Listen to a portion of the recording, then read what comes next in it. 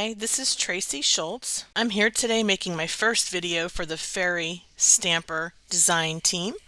I'm going to be using the Fairy Stamper Stencil Galaxy, the Fairy Stamper Stamp Ciana, and the Fairy Stamper Stamp Believing. You'll get a closer look at these later in my video. I'm also going to be using some Catherine Pooler inks in the colors Serenade and Cummerbund, and I'm going to ink blend them to create this ombre background. So let's get started. First thing I'm going to do is grab a piece of paper. This is Hammermill Premium Color Copy cover paper. This has got to be the smoothest cover paper out there at an affordable price.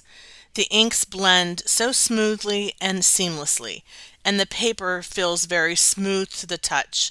So that's why I like to use this, and I'm using 100-pound weight. So here I am using this Catherine Pooler ink in Serenade, and you'll notice when I first lay it down it looks kind of splotchy. Okay, that's normal. Some people, when they use blending brushes, they think that the color is going to lay down and be completely filled in immediately. You do have to build it up. It's important to remember that you want to apply and then reapply and then reapply until you get the color saturation that you're looking for. And it does take a couple applications, but if you're heavy-handed like me, it doesn't take that many. You don't have to be heavy-handed. That's just my style. And this blender brush is just a generic blender brush that I got off of Amazon. I'm happy with how that looks so far.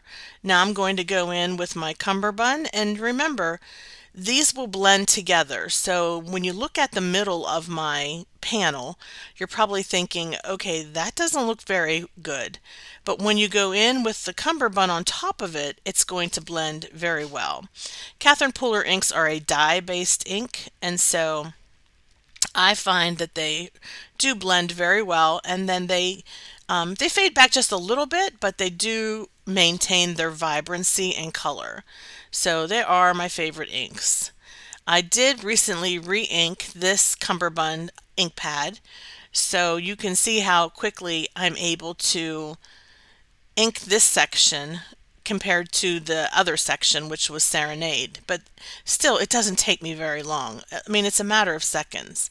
And now I'm just blending. I'm just grabbing my blender brushes and just blending in. And this is an important step when you're making your backgrounds, just to go over it one more time, just using the ink that's already on the blender brush and blend in between. So that line, well, I did add a little bit more of ink on my blender brush, but you just want to get that line in between to be a little bit smooth. Now this is going to be a background panel, so it's okay if it doesn't look perfect. I don't think that anything I do is perfect, but a lot of people will be thinking, well, that looks kind of still some spots there, but that's okay because it's a background panel. I'm going to be applying a stamp on top of it. Here we go. This is what it looks like when it dries back a little bit. So the panel on the right I did earlier, and the panel on the left is the one that I just blended. So if you look at the panel on the right, you'll see how things even out and fade back a little bit. But still, it's a lovely panel and exactly the one that we're going to use to stamp on. I decided I would use the panel that I already had because it was completely dry because I had blended it the night before. Alright, now we have the lovely Ciana.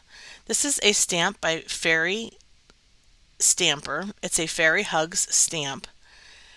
I think what I like the most about Ciana, which I love all of their stamps, but I like that can be a standalone. What I mean is it's already situated on top of a mushroom, so that's cool. It already has its own base. Sometimes when you're playing around with fairy stamps, and they're a lot of fun to play with, you have to think about, okay, where am I grounding this figure? Well, she's already grounded. She's grounded by being attached to a mushroom that she's kneeling upon. And she's got a beautiful flower in her hand that she's smelling. So what a gorgeous stamp. I love this company. I love their products. Can't say enough about how beautiful they are. chances are when I finish this, I will trim a little bit off the bottom, and so she'll be completely grounded. And what I mean by grounded is she's not going to be floating in the air. When you're designing your scenes, you want to think about the feet. So whether it be an animal, a fairy, a little kid, a person that you're stamping, an object. One of the things that you want to think about is grounding it, whether it be on a little grassy knoll or a silhouette mound. What I like about this stamp, and this is why if you're new to Fairy Stamper, this would be a perfect stamp to start with. You already have her grounded on something. If you trim your card base at the bottom so that the mushroom is touching basically the bottom, you're set. You wouldn't even have to add any kind of like grasses or anything like that. I mean, you certainly could, but you'll see what I'm going to do with this card is I do not have to do that.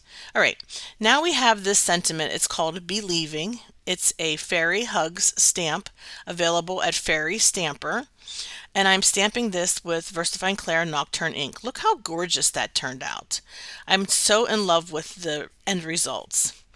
Here's what I'm doing, guys. I'm taking a little fingertip sponge applicator and I'm using Hero Hues Unicorn White ink, and I'm going to stamp the stencil.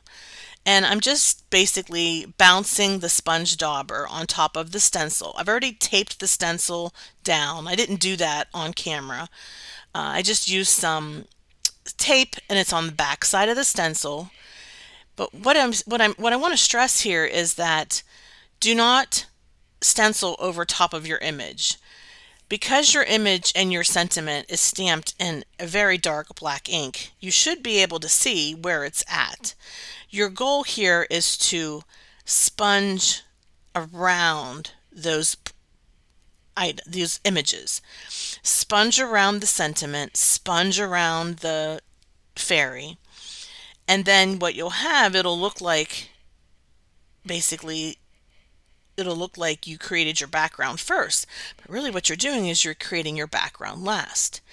Here's the thing. If you do your background first and you sponge this ink all over the entire panel, and then you go to stamp over top, your stars will show through your fairy or whatever image it is that you're stamping.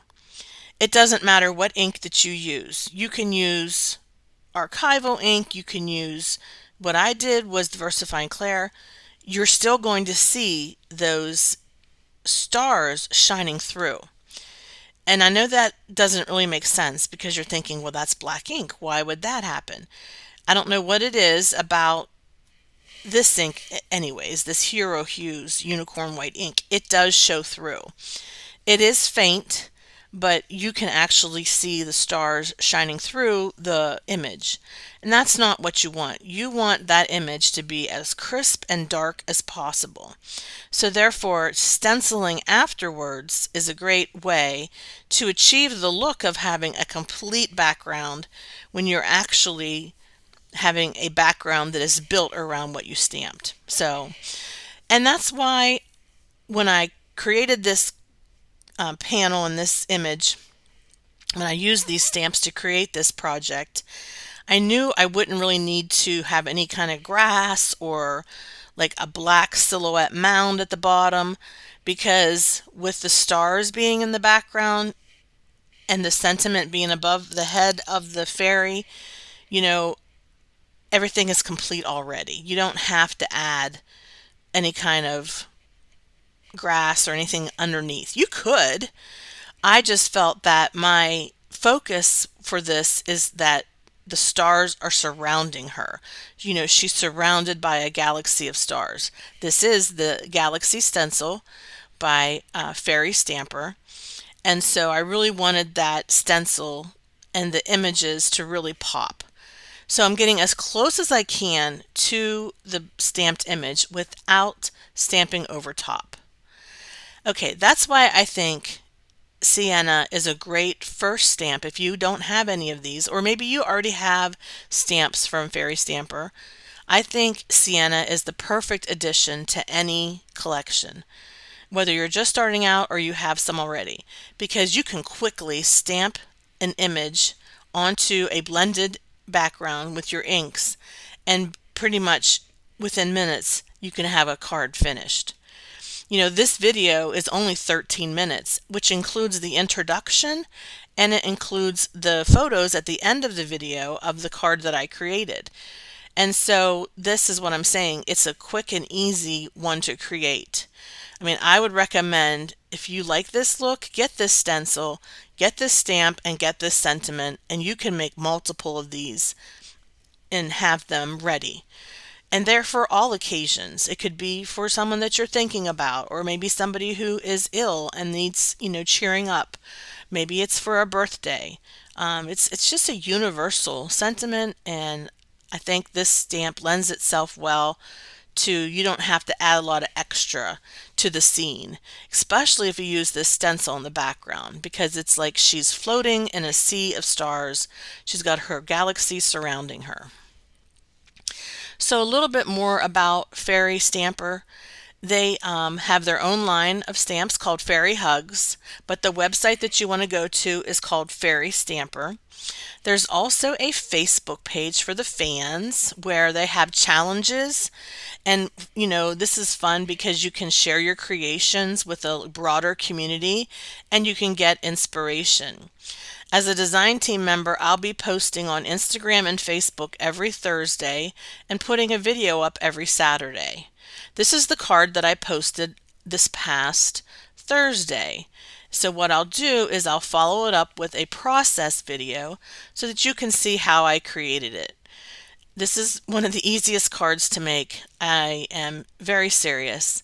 If you have an interest in creating a card that is magical and whimsical and in the world of fairies, this is a great one to get started with. I'd love to see it if you create it.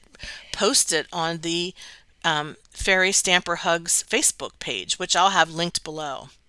Here you go. This is my finished product. I did add some stickles to her wings. I used the unicorn stickles. I like stickles because they're easy to apply and they create a really great impact. Please give this video a thumbs up, leave a comment below letting me know if you like this card, and please subscribe to this YouTube channel. Also below I will have my personal YouTube channel along with my social media links. If you'd like to connect with me, I'd love to connect with you. I'd love to see what you create with Ciana, who in this card we know that Ciana is believing. Thanks for watching. Have a hopeful day. Bye-bye.